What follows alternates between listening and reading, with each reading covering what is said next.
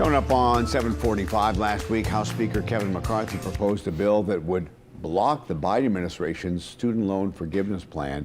If it passes, that would prevent student loans for millions of Americans from being canceled, and those borrowers could have to continue paying them off.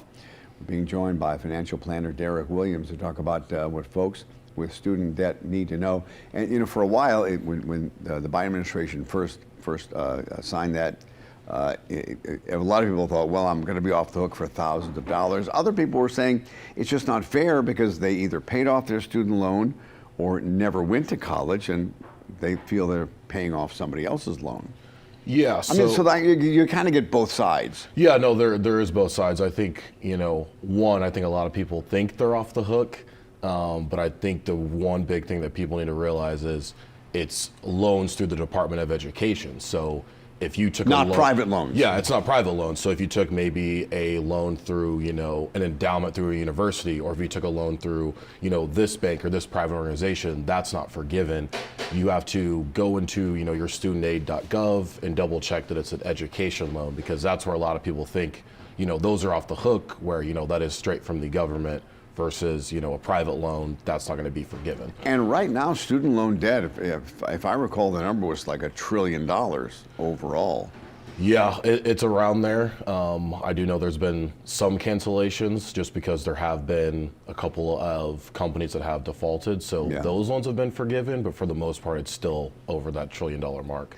And there has to be some way, because college has gotten so, and the reason people have such high student loan debt now is college education has gotten so expensive that most people just can't shell out the sometimes $50,000, $60,000, $70,000 a year to get an education. Yeah, no, so I think what we've seen, a lot is a little bit more into maybe the trade schools, or maybe going, 2 years of a community college and then going into the 4-year, just because then that kind of closes the gap of how expensive school could be.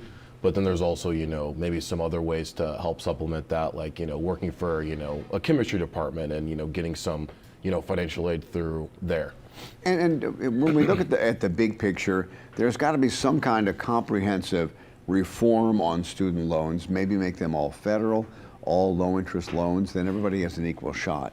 Yeah, that's kind of the battle right now is, how because right now it's tied up in the courts. Yeah, right now it's tied up in the courts, and, the beginning thing was, if you're making under, 125,000 as a, single person, or under 250 as a married couple, you're going to get 10 to 20,000 depending on if you had Pell Grants. So Pell Grants are the ones that you don't have to pay back. Assuming this thing gets through the courts. Assuming it does go through, but that's, the battle right now of, do we make it based on income? Is it a flat fee? So I think there's going to be a little bit of back and forth as we get, more into the primaries, and maybe, there's some changes in, Congress, so it'll be something to watch. But as we said, there has to be some overall reform of the student loan program, because, colleges are not getting cheaper.